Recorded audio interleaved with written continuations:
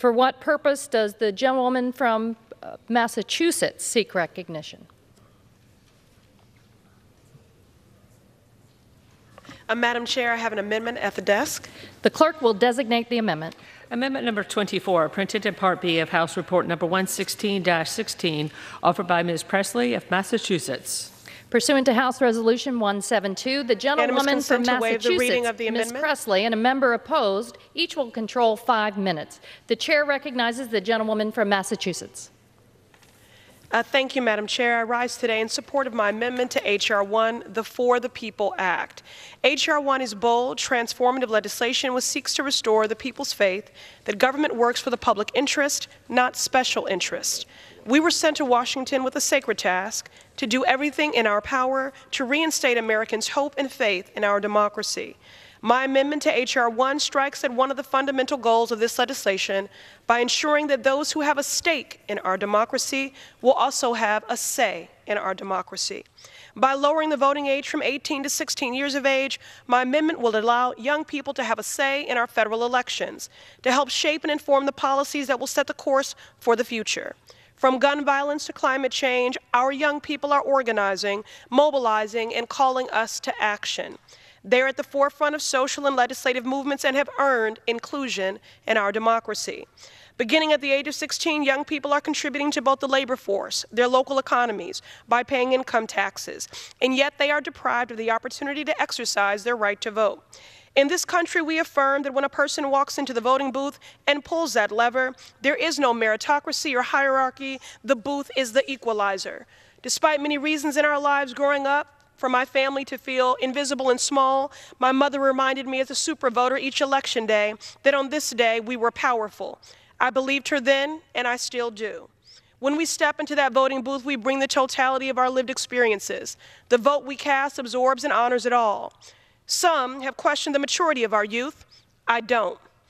A 16-year-old in 2019 possesses a wisdom and maturity that comes from 2019 challenges, hardships, and threats. A 16-year-old will bring with them the 2019 fears that their father's insulin will run out before the next paycheck. A 17-year-old will bring with them the 2019 hopes to be the first in their family to earn a college degree.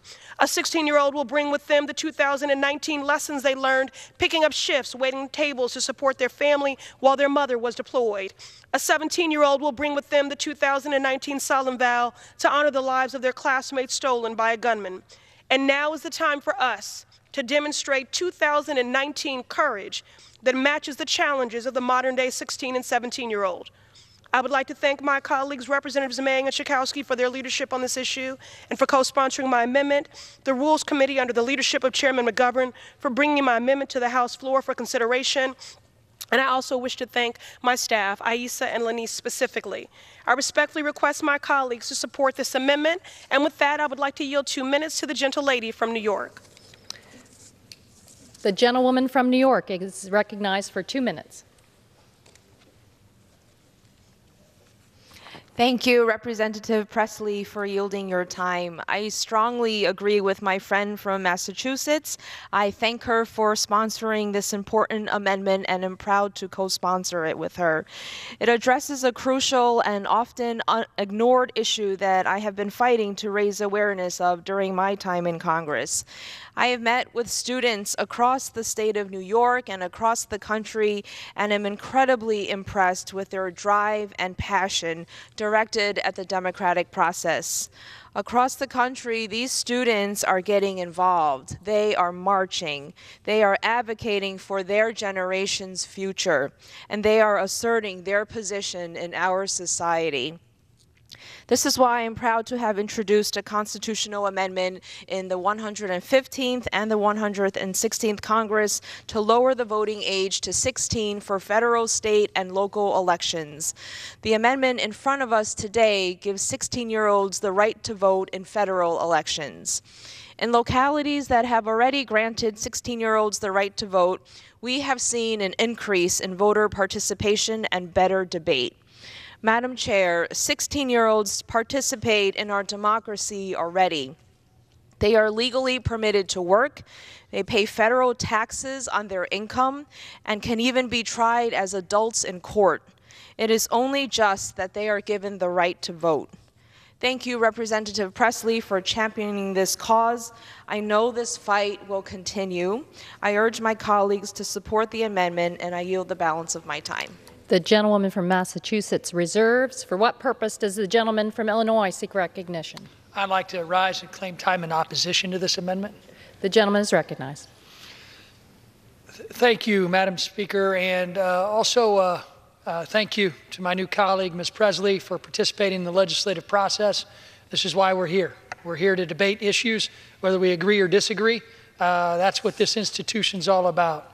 And it's great to see new members be active on very important issues. I have to say, I think there might be a constitutional issue with this amendment.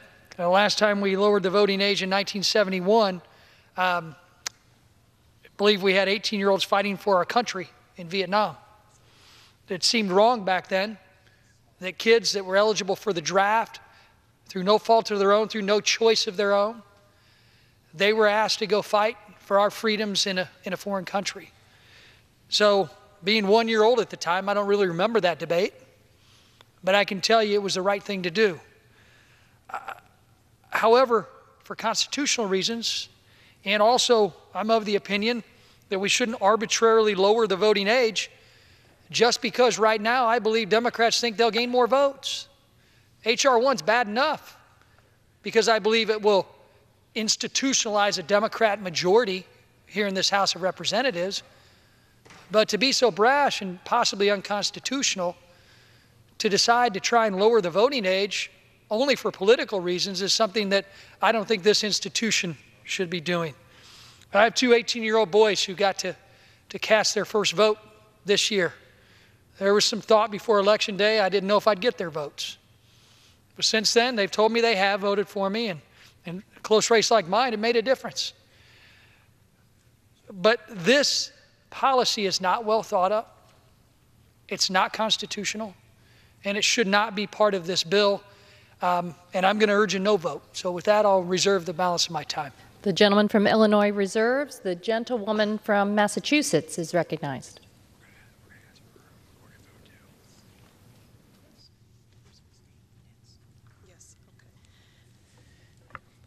Well, we respectfully disagree with one another, and I too appreciate the opportunity to engage in the civil discourse with you. The data supports the fact that by extending the table of democracy, given what we've learned in Maryland, that in fact we have seen a more robust voter participation by those 16 and 17-year-olds than those over the age of 18.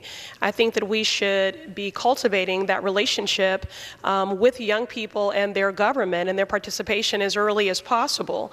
And although a constitutional amendment is one approach, I do think that we have a mandate from this electorate as a Congress to be bold, and this is the opportunity to do exactly that. And we should be acting. And there's nothing spontaneous about this. There have been advocates who have been organizing in communities for decades on this very issue, and of course colleagues in this very House. The gentlewoman's time has expired. The gentleman from Illinois is recognized. Madam Speaker, may I inquire how much time I have left? The gentleman has 3 minutes remaining. I'd like to yield 1 minute to my good friend from Tennessee, Mr. Green. The gentleman from Tennessee is recognized. Thank you, Madam Chairman. Just want to share a thought on this. It's interesting that recently we just raised the alcohol purchasing age to 21. We don't allow a 16-year-old to buy a beer, and the decision-making is because of their ability to reason at that age. That's why we moved their ability to buy a simple beer to age 21. And now the other side wants to grant a 16-year-old the ability to decide the future of the country. I think this is foolish. I yield. The gentleman from Illinois is recognized. Is there no more time? The Democratic signed it. No more time.